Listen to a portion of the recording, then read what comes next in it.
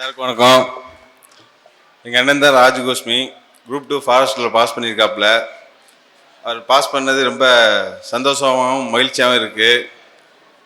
அவர் pass பண்ணதுக்கு காரணம் அவரோட உழைப்பும் சுரேஷ் ஐஏஎஸ் அகாடமியோட இதுதான். அதனால் சுரேஷ் அகாடமிக்கு என்னோட ரொம்ப நன்றியை தெரிவித்துக் கொள்கிறேன். வணக்கம்.